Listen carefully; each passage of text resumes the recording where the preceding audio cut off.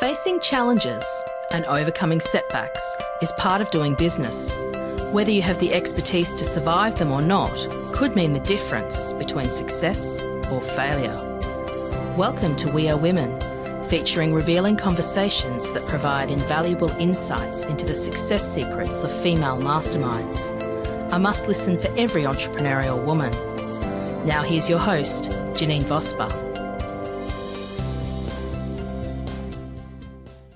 Hi, and welcome to this episode of the We Are Women podcast. I am Janeen Vosper, your host, and with me today I have Janie Jordan. Now, Janie is a former journalist and award-winning PR consultant.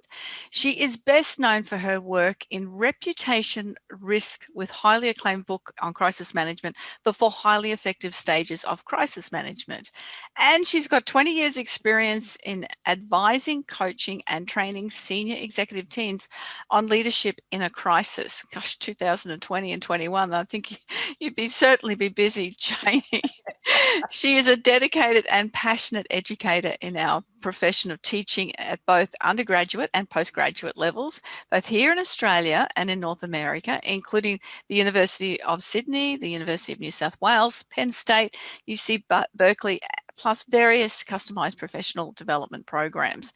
Her work is now dedicated to powerful leadership communication, particularly when the stakes are high and reputations and lives are on the line.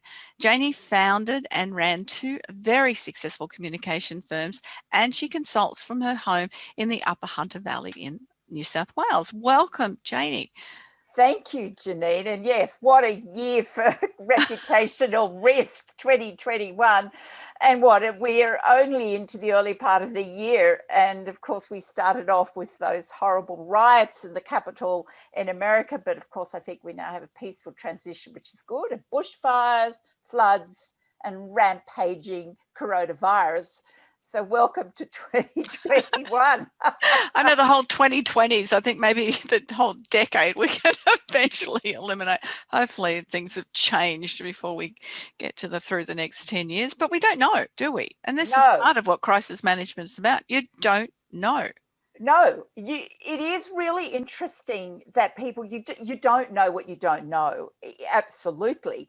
But in my profession, what I find that a lot of people are scared. They actually are really scared by the word crisis. It seems to, if you like, stop them and freeze them. And a lot of organizations, a lot of leaders, particularly small to medium-sized businesses, and we could be talking up to $20, $50 million businesses here, have actually no plan, haven't even sat down to think about what could go wrong, what would put our business at risk. And I've found, Janine, that it's actually quite a fun thing to do. In the sense you get a team together, take a sort of horizontal cross section of your organization. So you're representing all parts of it. And let me tell you, teams have a great deal of fun thinking of all the possibly bad things that could go wrong in an organization. And I don't think, unless people are into, a lot of science fiction movies, I don't think anyone would have sat down at the beginning of 2020 and said a virus will take over the world. Yeah, well, do you know what? There were. And that's the thing. Even our federal government here in Australia had done a plan, literally had done a crisis scenario that people like me facilitate. And it was exactly like what happened. Goodness. Yes. So, there is some level of preparation. And of course, there's always when a crisis hits, there's always the proverbial, I told you so. You hear the pundits and the experts, it's what my book is about, looking at the stages of how the media report a crisis. It's so damn predictable.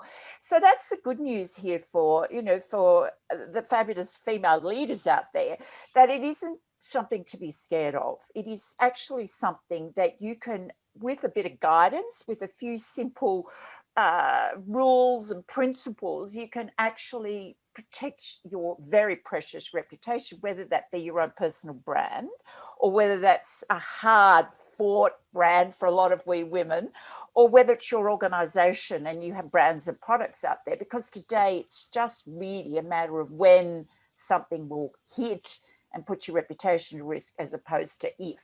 So it's really something to actually, I think about this way, Janine. It's about, if you have a crisis-ready organisation, which is an adaptable, flexible, agile organisation, you have a pretty invincible brand. And that it doesn't take much, does it? It just can, something simple can happen, and particularly when it's a personal brand. When we can look at a lot of our athletes, and Yes. and I think they're probably the best example of where their brand can, because they've fallen from grace, and then the brand is just lost. I mean, Tiger Woods, that's probably one of the best examples of when he got into trouble and, you know, he's playing around, he lost all his sponsors and his whole brand, and he had to build that up again.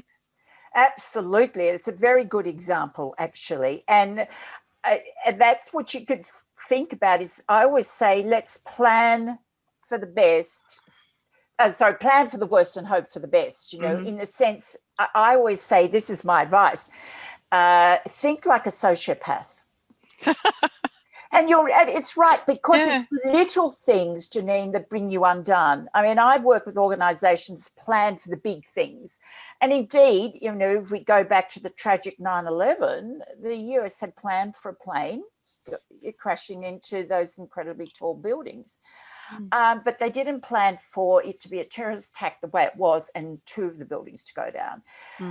So you plan for the big things, but that's a huge example, of course, but it's the little things that bring us undone. So the more bizarre, the more likelihood that it's that little tiny thing will bring you undone. You get caught out, you know, somebody, you know, it just takes a triggering event. If you think of the Me Too movement. You know, what's going to trigger? It just takes one person to stand up and speak out, and suddenly, you know, you're in the spotlight, and everybody wants to criticize you. And what happens in a crisis is that the skeletons come out of the woodwork. Yes, yeah, and plus it polarizes people often, doesn't it? Oh, absolutely, absolutely. So if there are any skeletons in the cupboard, people like me need to know about them, because we don't always want to shed the cupboard bare, then there's nothing to build from. So you want to make sure that, you know, you manage, but when you're doing your planning, you've got to think about, well, who else knows this? And and in a crisis, who else needs to know this, and how do we actually put this into context for people to give them a way of thinking about something? Interesting. I've been asked to go into politics on a few different levels, quite a few times, and I've said no each time. I'm not that silly, but it's not that. It's not just it's part of that invasion into who you are that I wouldn't consider. That's one of the main reasons I wouldn't consider it. You know, I'd like to make a difference by doing so and stepping into those roles, and in the past, not now, but it was that invasion into who you are, and people doing exactly that, trying, you know, not that there's any skeletons there, but it's that it's people that finding fault. And if you sit in politics, you either sit one side or the other, and then everyone else is going to criticize. And it's an interesting concept, isn't it? You know, and I'm sure there's a lot of people that would be extremely valuable in top leadership roles, but for that reason, step out.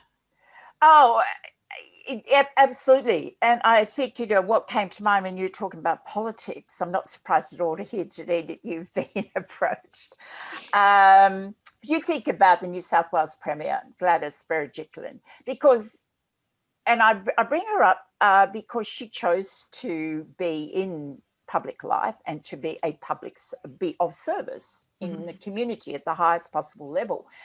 And she has a certain set of values, as we all do, you know, and I think it's really important, particularly for women in leadership, to be very clear about our values and what we stand for. And one of the things that Gladys Berejiklian stood for was integrity.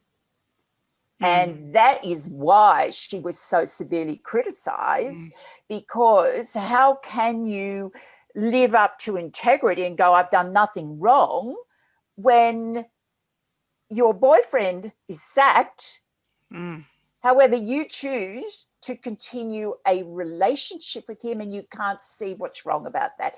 And so it pulls integrity, that highest value that she, and everybody, it was like the word that everybody said, integrity, integrity, integrity, about the New South Wales Premier. And that was called into question. And that will always be there. That's a skeleton that will never go away for her. Ever. No. And you are correct. It's that, particularly for her, is what we stand for. And our values are very important part of who we are as leaders and as women, but women in leadership in particular, carrying those values through and demonstrating those values. I think that builds up that authenticity and that people then can relate to and understand. And with the New South Wales Premier, it's very understandable as to how that flipped, that she survived it. Yes, remarkably, she did survive it. And I think it's because, as we talk about in crisis management, Janine, is that, what sort of dollars are in the trust bank? What goodwill can you draw on? Because in a crisis, its values are on display big time. And if there's no, dollars in the proverbial trust bank, you're going to be broke and feeling very empty and quite frankly in a very scary place so it's about the goodwill, and that's the reason that she survived, is because there was a lot of inherent goodwill and a lot of support for her leadership, because she had been pragmatic, and up until that stage when she made a very big mistake on a personal level. But and as we're talking about, you can't divorce those today. No, there's nothing at all that you can separate. When people say, "Oh, but that's private," well, I'm sorry today, particularly if you're a public figure, there's no such thing as privacy. Really, seriously, no. is it? Oh, no. And I've just thought about an episode when you're talking about that trust bank. My son's going through a separation and it's really quite nasty. And so on one of my social media posts and on some of my clients' social media posts, this particular woman and her friends have posted really horrible stuff, and have also sent videos to some of my clients. The feedback I got was, we're not going to look at the videos. Of course, we don't believe anything that she's saying, Janine, and it's just, she's making herself look stupid. And it's because of that trust bank. Yeah, absolutely perfect example of the trust bank. And that's what I'm saying. Your crisis can be, a personal level like that. I mean, that's a crisis in your family.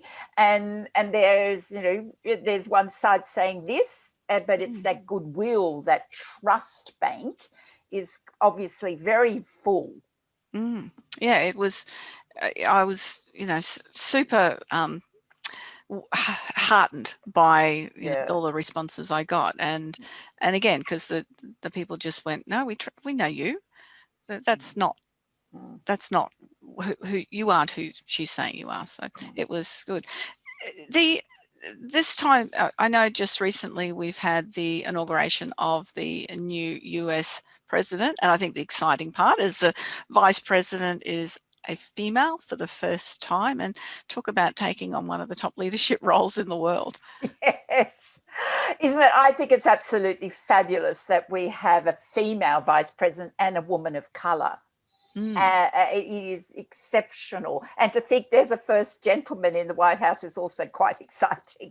So it was really interesting. And I was watching a little bit of the coverage at the time. And it's always at these heightened high stakes times that we notice symbols, if you like, the artifacts. And there was a lot of symbolism on display that particular day, and one of them was in the choice of color that Kamala wore and Jill Biden wore, and indeed Lady Gaga wore. And it was more symbolic of unity, if you like, not red and blue that divides, but the reds and the blues coming together. For example, Lady Gaga, extravagantly, beautifully dressed in couture, and she had this stunning deep navy jacket, and she had a symbol of a dove, you know, the peace dove, and she had this voluminous red skirt. So she was incredibly patriotic because she was singing the American national anthem. Kamala Harris was in purple. And that's, of course, a colour So of... the red and blue together. Yes, and indeed. And so, and it's also a colour that's associated with being very feminine, but it's also a colour that is of unity. So, and Jill Biden was wearing a beautiful sort of soft green. So it's incredibly interesting choices. And when you think about in a crisis, it's the symbols, particularly in a highly visual age like we live in, it's the symbols and the artefacts that will be remembered. And we go back to the dreadful riots, the early January, the insurrection in the Capitol in America. And there was the symbol that the symbol I remember is the Viking, the bare-chested, you know, Viking. And that is that symbolism and all the symbols and what they wear. And these might sound like unsubstantial, but this is actually what you pay major attention to. And this is when we're talking about the little things that bring you unstuck. It could be, it's like Coon cheese changing its name. You know, it's little but big, very, very big things that make a difference in a crisis. Yes, and they can be quite subliminal. I mean, you've obviously noticed the color of the clothing because that's part of what you do, and as a PR consultant. But others wouldn't have. But it would be that subliminal message of the combination of the left and right, and the red and the blue, and still being one America. And it's very clever on their behalf, and very clever of Lady Gaga to bring in the dove as that symbol of peace. Yes, all of that, because this is the non-verbal communication, which of course is 95% depending on which statistics you want to look at, but the vast overwhelming communication is non-verbal, and we forget that. So it means that, you know, when you talk about words, and in a crisis, words really, really matter, and symbols really, really matter, and tone of voice really, really matter. But the words are powerful, and let's choose them deliberately, strategically, because then we know that everything is sort of like seamless. And if there's anything that our minds can't get our head around is when they're out of sync. So it means, so for example, Joe Biden, not surprisingly, now President Biden talked a lot about unity. That was what his theme of his campaign was. And they were the themes that were brought into everything around that day. It was very deliberate and very strategic. And that's my advice to leaders, is to think carefully about the little things and the symbols and the nonverbal signals that you're sending out when you are communicating, particularly in a crisis, because it's very powerful. It is, and I've spoken to people that do specific branding, but this is branding on a whole different level. But it's branding and I know we're going to get more into that details of, but branding through communication, whether it's visual or whether it's auditory, whatever it is, how it makes you feel, kinesthetic as well. But it's that branding, not what people automatically think of as maybe a logo or, you know, Coca-Cola or something like that. Yes, absolutely. And it's deliberate. It needs to be very deliberate. I mean, I was speaking with a colleague recently, late last year, and we were talking about the impact of the change of the logo on the workforce, because it had gone and there was a change of name and a change of ownership, and not surprising, they want to stamp their leadership and the new way of being, and so the logo got changed. But for me and for my colleague, there was very little, insufficient, because I came in after the fact, which was sometimes, that's what happens, and they pay a lot of money for their mistakes. But that aside, and I'll come to a little bit later, but it was the fact that it was, it had gone drab and dark and brown, and previously it had been green and vibrant, and they were proud, but everybody sort of felt down and trodden upon for this new brown logo. So the impact that, and it's not a crisis, but it actually stirred up a lot of unintended emotions in the workforce, simply by not thinking through and properly consulting about the change of the color in the logo. Wow, that's such what you would think such a simple thing, but it does. It's how we feel about things. I mean, that's what we make most of our buying decisions on, is not the rationalization. It's how we feel about it, and we can rationalize it if we. Absolutely, exactly. I remember buying a house because it had a gorgeous blue bedroom with a stunning view. Emotional, right? Yeah. And then I went, oh well, let's look at the logic here. It's got two street entrances, and it's got a second bathroom. It's got great rooms for the kids, etc., etc. But that's the way we human beings are. And I think the other thing to remember here, when we've been talking about the little things that bring people undone, but I think it's also incredibly important to remind ourselves as female leaders the ability of storytelling. We've been telling stories this morning, and what we are, literally human beings are simply storytelling animals. And it is the stories that shape our beliefs. It's the stories, and the repetition of those stories can have good consequences and bad and unintended consequences as well. Very, very much so. I'm putting together a retreat, which it will be in March in 2021, and which we're around this time, I think, where we go live with this particular podcast. But that's what I do, is I help people find their story and the story they've been telling themselves and how they can change that story. So that's another level down.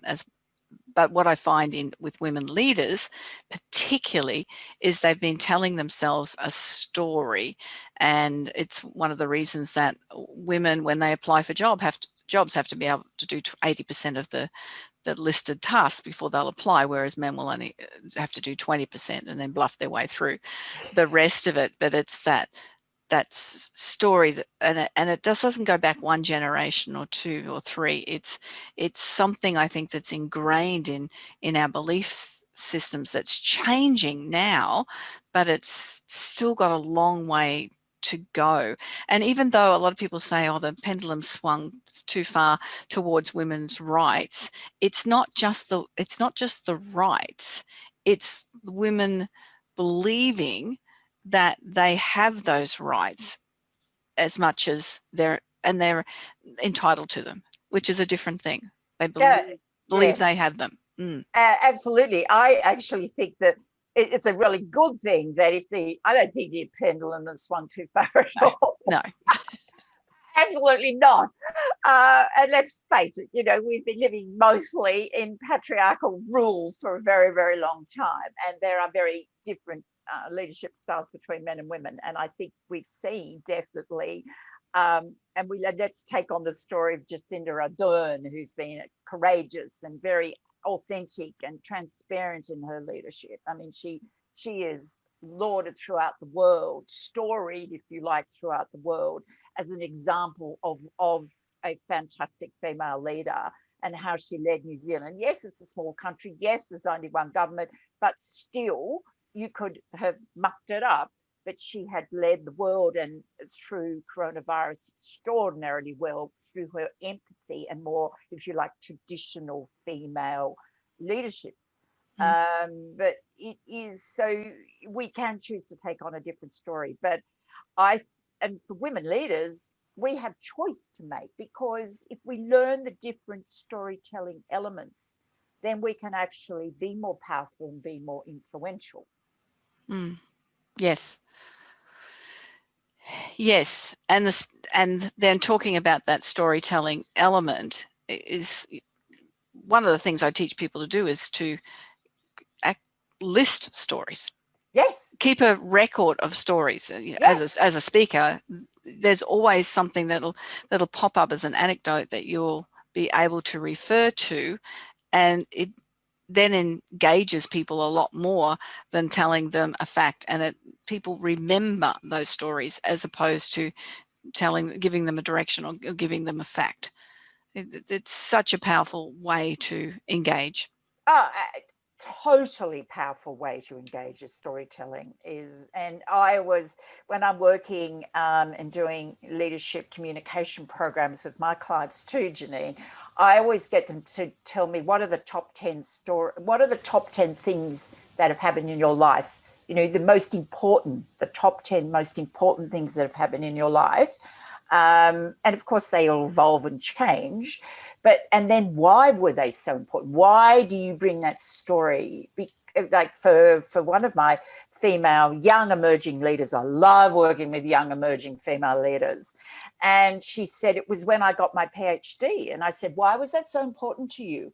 And she said, well, I had to basically do it by myself because the professors would just make me stand up in class and they'd leave and I'd have to, run a seminar or a symposium. And she said, I learned that I could be in the moment. I learned that I could actually hold my own and be a leader in that moment. And she said, so I started to realize that I actually could be influential when I did my PhD, because I was left to do it by myself and lead symposiums. And it's that leap of faith and trusting self then when you have to do that. And it was very clever of the professors, either lazy or clever or both, but that's... Indeed. And she wasn't the only female doing her PhD, but all her supervisors were men. I remember it was a leadership summit that was being held in Brisbane, and I was asked to do a little breakout, and it was on work-life balance, which is a myth, as we know. Yes. But it's a balance as depending on where your focus and energy goes and what's important to you at that time, and it changes over time.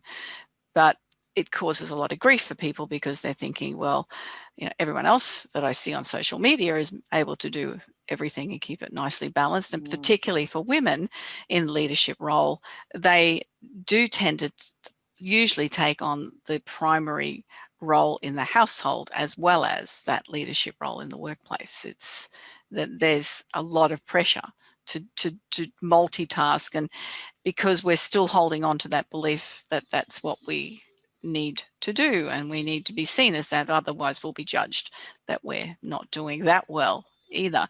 But what my point was, this particular group of women or either had all double degrees, masters, or they had doctorates, and my question to them up front was, what do you do for you? And it was crickets. Yes, dead silence, absolutely. Yeah, and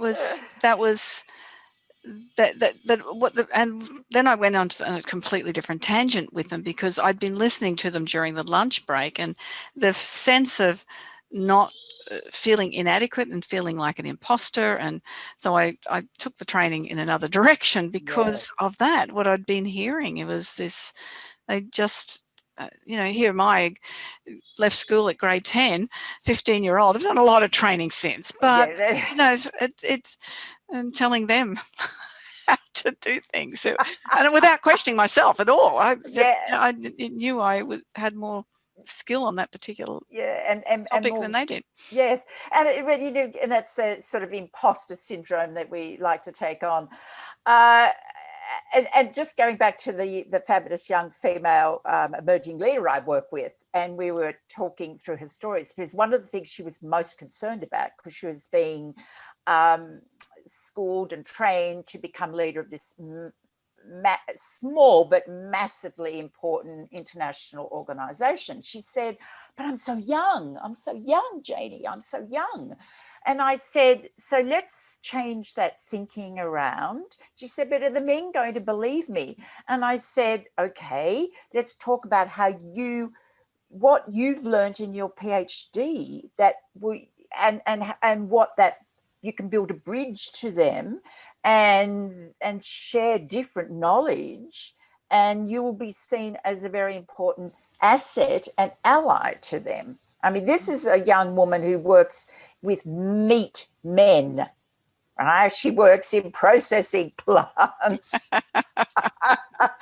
And you can imagine, and huge family-owned businesses and family-owned meat production plants, where the majority of people she's dealing with are men, and older men who might have looked at her as, dare I say, a piece of meat for themselves. So one of the things we were talking earlier about branding and visual image was one of the things that we talked about, not only building her stories that will give her authenticity and influence and power, but also how she was to dress.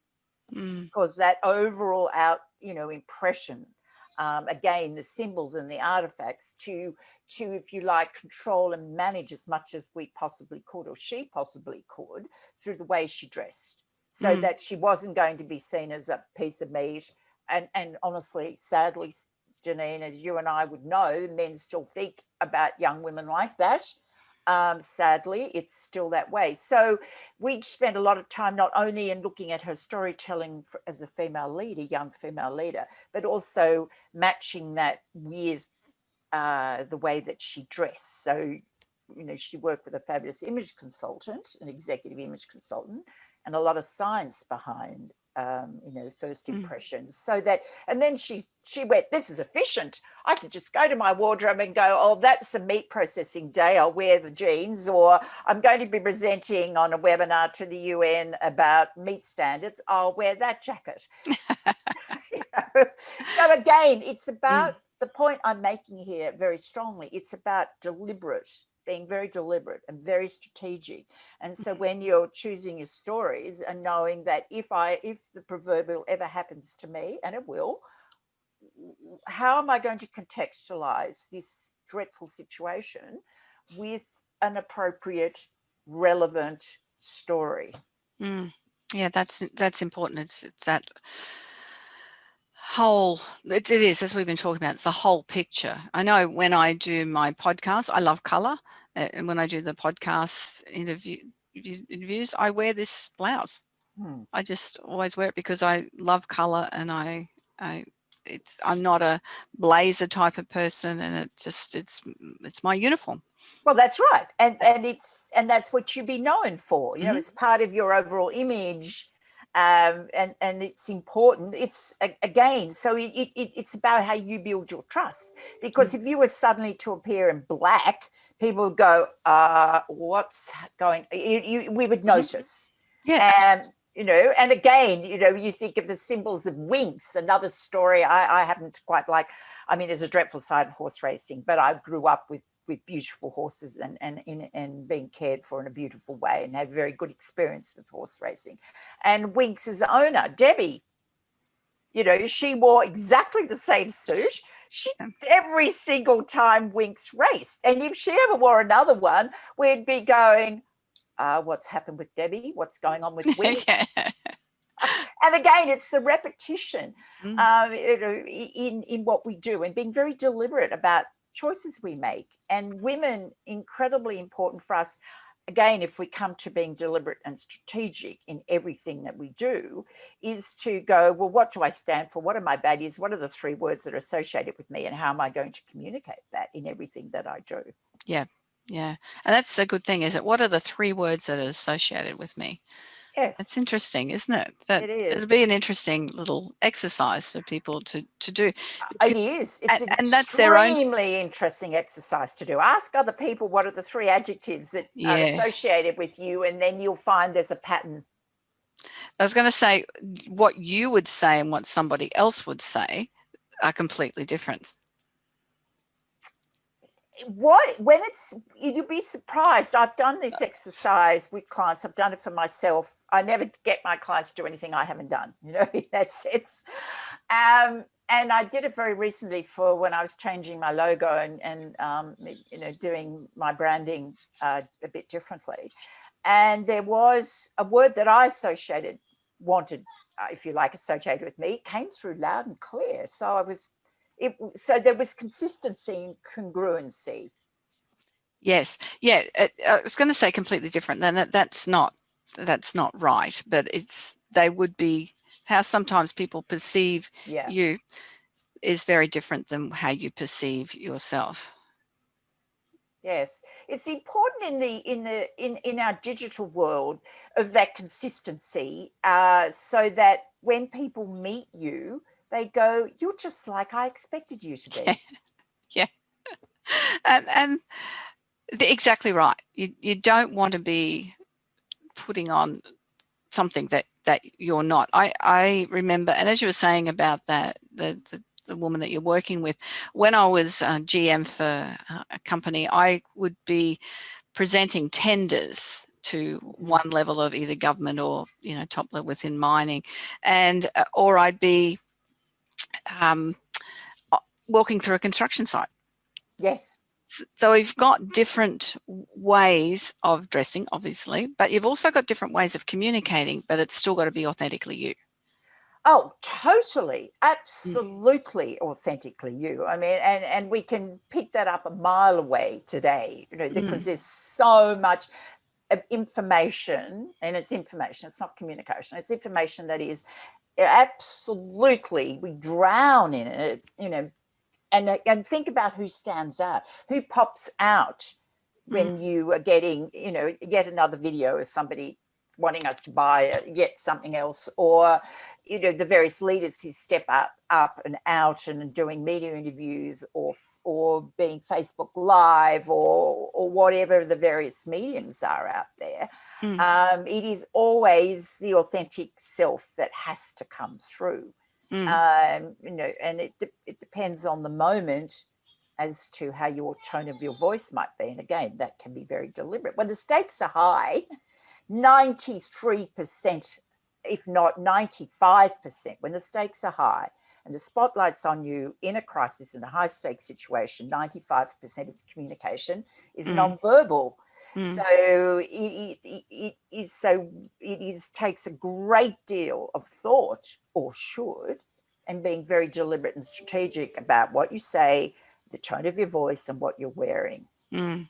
Yes, and who you're associated with as well. Oh, absolutely. Like, who's going, exactly. You're absolutely right. What's the overall impression you want to create? Who's going to stand on that proverbial podium beside you, or behind you and flank you when you go out there and front the media at one of those all-in presses, as we call them, when the stakes are high and the media are braying for, well, who is responsible and why did this happen? Absolutely. Well, why do women make better leaders in a crisis? Or do they? Is that a question? Well, it's a very good question. And the most recent research that's been done around the world shows that women are actually coping, no, that's the wrong word. Women are leading better in a crisis. Okay. And you think of, well, we've talked about Jacinda Ardern, who's probably, well, she's certainly my number one pin-up girl when it comes to world leaders. But then, so she came through a younger woman. She made she appeared on Facebook, sometime, and she just fed her child, and she came in her almost her jammies. But she had a brand of being very empathetic, very caring, very warm. And she was consistent through that. Yet she had Churchillian type moments when she was, very assertive and very assertive. So she combined her male and female qualities extremely well. But overall, the empathetic, caring, collaborative nature of traditional female leadership shone through. Angela Merkel, on the other hand, the mother of Germany, as and she's a very different woman, an older woman, and she is a scientist. And so her approach was to be empathetic in a sense by providing good, simple science. So she led through science and Yeah. led the way. Taiwan, again, another female leader. And I haven't studied her enough, Janine, to actually know. I've certainly studied Angela Merkel, and I've certainly studied Jacinda in great deal. So it is overall making the points that are being made now that in our new world that we're in, the new world that we're in is going to take a great deal of courage. It's going to take a great deal of collaboration, a great deal of compassion. And naturally, women, particularly the younger female emerging leaders, are doing that exceptionally well. It's not to say there aren't good, kind men out there, and the men who are embracing a more collaborative, cooperative way of being are going to succeed. So the good men and the good women, bringing their good female and male qualities together, we will change the world.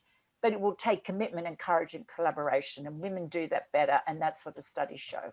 Oh, okay. Yeah, and that makes a lot of sense. One of the topics that I train people on in the sales is in spiral dynamics, and I don't know whether you've ever come across that. No, fascinating. I'd love to know more. It is fascinating, and as communities change, as the world changes, as we as individuals change, instead of reaching a pinnacle in our evolution, as Maslow's theory of hierarchy of needs, this questions this spiral that we're continually changing, and the shifts between each of the levels of the spiral have taken sometimes eons to move through, but moving through a lot more quickly.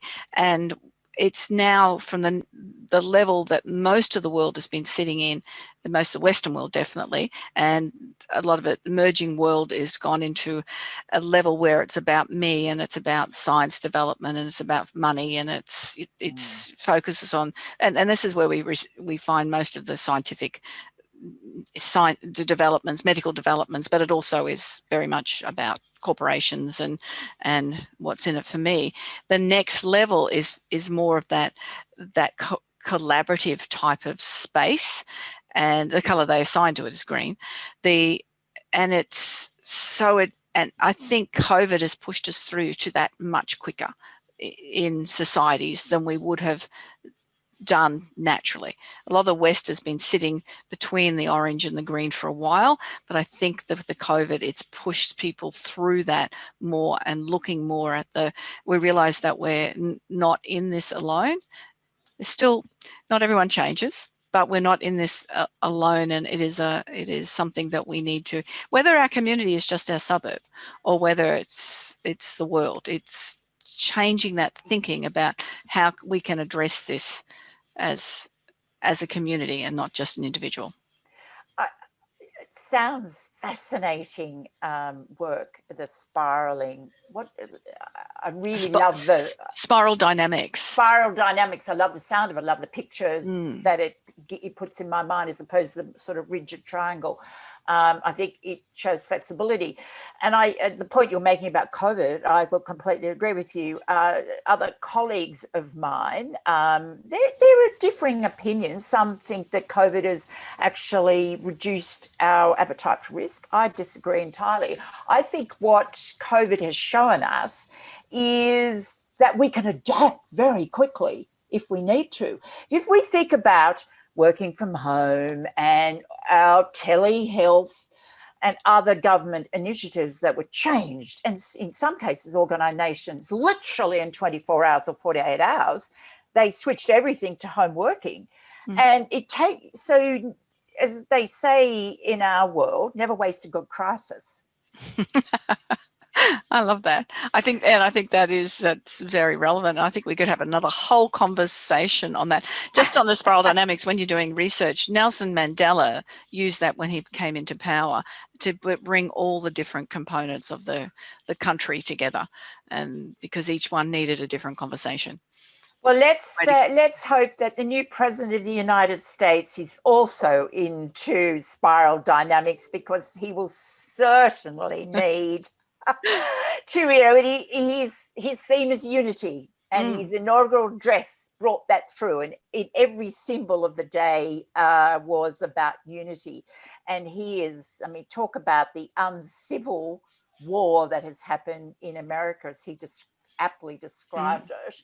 It will take a great deal of collaboration, and I think there's a very female leadership style about the new president. And I think it's come through his personal, as many of the commentators were saying around the inauguration, because of his personal tragedies. He brings deep personal experience and character, deep character into being president. If you like, he'll be the grandfather.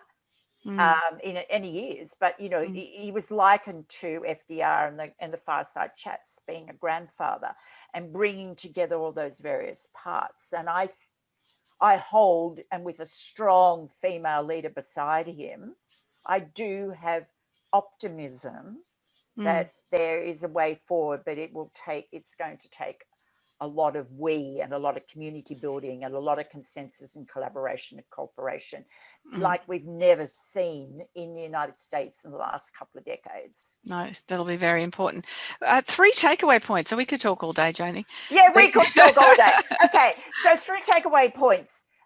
When you consider your communication as a female leader, be very deliberate, very strategic about all your communication, what you're wearing, what you're saying, and being true to your brand. That's absolutely key. So the authenticity comes through. When it comes to planning for a crisis, just do it. Pull together a little team of people, have a bit of fun, do some brainstorming, thinking of the most bizarre, of the worst things that could possibly ever happen in your organization. Let me tell you, the mere fact you can think about them, they will. And then just start to put a little plan together of who your key stakeholders are. And the third one is, if you want to be a powerful communicator, I've got a little powerful communicators blueprint, and I'd love to share it with you, and you can do a bit of a self-assessment as to how powerful communicator you are or not. And if you're not, I'd love to help you get there. Yeah, excellent. Now that sounds terrific. So how can people get in touch with you? Yes, so, well, the usual ways. I've got a website, which is janejordan.com.au. Jane Jordan Consulting is on Facebook, and you find me on LinkedIn. Jane Jordan Reputational Risks are the best ways to get in touch. I've been calling you Janie because your name's spelled N-I-E. I am. Yeah. I know, I am Janie Jordan. But formally, I've ended up being Jane Jordan Consulting. It's just one of those things. But Janie, I am, and that's who I am, and I'm proudly Janie Jordan. You find me wherever the socials are. And all of the links will be on the podcast notes anyway, and everywhere that you'll find the information, you will be able to find Janie's contact details and have a further conversation. If you're a female leader in a role and there's that planning for the crisis, you can understand after listening to this conversation with Janie just how important that is to be able to be prepared for that. Absolutely. Definitely. So thank you very much for your expertise and your time today. I've really enjoyed it. Time goes very quickly, as it usually does once we get into a conversation. Thank you, Janine. I've loved having this conversation with you, and let's go hope that our new Vice President in the United States, because it's a powerful country, let's wish her well in her role as a very significant, probably the top female leadership role in the world. Oh, I'd have to disagree with that. I think the Queen might be. Oh, the Queen. Queen. Okay. Well, the Queen. All right. Well, yes. when I run, it's interesting. When I run my professional speaking classes, I get people to identify who the top speakers are that they come across and why and what they have. And it's interesting. Nobody thinks of the Queen until I bring it up, and they go, "Oh my gosh, yes, she has that." She has a brand, doesn't she? She has a brand. She does indeed. And some of her speeches are really worth listening to and studying because they are very purposeful, very strategic, and very pointed. Absolutely. Yeah, I had to bring that one in. It's always a favorite of mine. Thank you very much. That's Pleasure. Janie Jordan. And that's another episode of the We Are Women podcast. If you've enjoyed it, please leave a 5-star review. I'd love to have and communicate. Drop a note and say that what you enjoyed particularly about it, and give us some feedback on it. If you are stuck in business a little bit and you're not sure how that you want to grow your business, I provide a free 20-minute consultation, a bit of a strategy call, and I can direct you to a lot of the experts that I've dealt with if I can't help you myself. So please do that. Jump on the website, janeenvosper.com. Again, I would look forward to having that conversation with you. Next time, I don't know what's up next time. We'll have to wait and see, as you will. That's another episode of the We Are Women podcast. Thank you for joining me. Bye-bye.